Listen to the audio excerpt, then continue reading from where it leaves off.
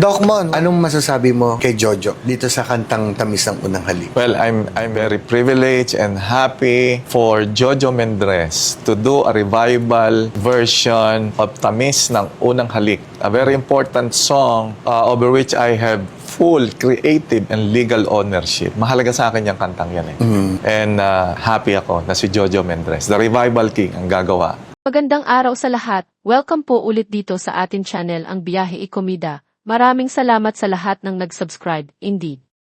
Punta tayo sa atin topic, March 3, 2025. Nora Aunor excited pero makasama sa music video ni Jojo Mendres. Kumpirmado. Makakasama nga ng tinaguriang revival king na si Jojo Mendres ang national artist na si Nora Aunor sa isa niyang bonggang project.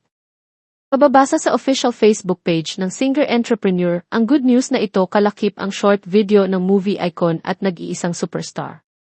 National artist and the country's superstar Miss Nora Aunor, excited sa gagawing music video ng kanta ni Jojo Mendres, Nandito Lang Ako. Coming soon, under Star Music, ang nakasaad sa caption ng naturang FB post. In fairness, gayon pa lang ay excited na ang mga supporters ni na Ate Guy at Jojo sa ilalabas nilang music video para sa first original song ng Revival King na Nandito Lang Ako, composed by Star Music Executive Jonathan Manalo. Ito'y bahagi nga ng pinirmahang kontrata ni Jojo sa ABS-CBN Star Music. Abangers ang mga Noranians kung ano ang magiging participation ni Ate Guy sa gagawing music video ni Jojo na matagal ng pangarap mag-collab ang award-winning at legendary actress ng Philippine showbiz. Like naman isang dream come true para kay Jojo ang makasama ang superstar sa gagawin niyang music video. Sa mga hindi pa aware, matagal nang magkaibigan sina Jojo at Ate Guy at hanggang ngayon ay napanatili nila ang kanilang closeness kahit hindi sila regular na nagkikita at nagkakausap. Taong 2018 ginanap ang first major concert ni Jojo Mendres sa Newport Performing Arts Theater, Resorts World Manila na may title na Revival King.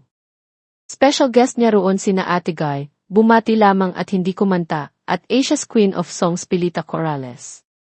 Matagal nang nai-record ni Jojo ang version niya ng Key Somewhere in My Past na unang kinanta ng yumaong actress na si Julie Vega, pero ngayon lang niya ito talaga formal na ni-launch, kasabay ng Key Nandito Lang Ako. Bakit nga ba natagalan ang kanyang pagbabalik sa music industry? Noong araw kasing yun parang para bang wala akong nakikitang direktor sa pagkanta ko.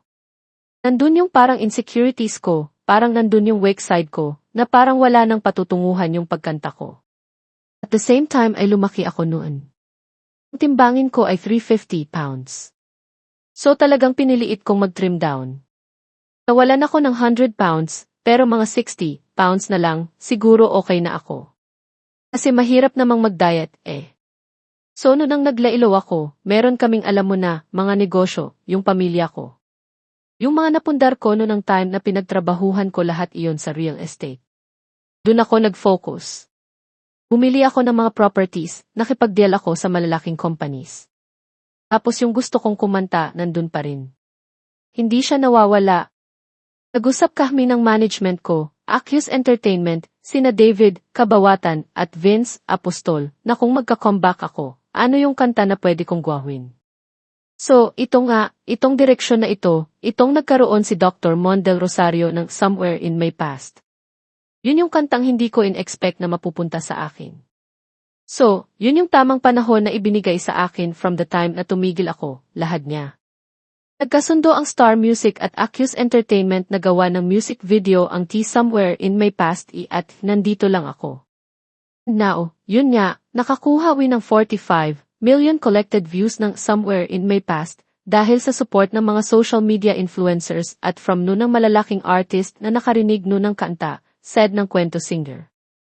Mensahe pa ng singer, ang nangyayari lahat ngayon sa buhay ko, hindi pa talaga nagsisink in. Ang lagi ko sinasabi na parang nangangarap pa rin ako until now. Huwag ka sanang mawawala ng pag-asa.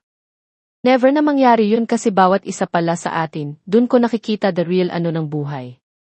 Dun mo makikita na ang bawat isang pangarap ay meron siyang tamang panahon. Yun yung nakita ko sa napagdaanan ko in my life, pahayag pa niya. Ako, excited ako makasama ka, Jojo, sa music video ng latest single mo under Star Music na Nandito Lang Ako.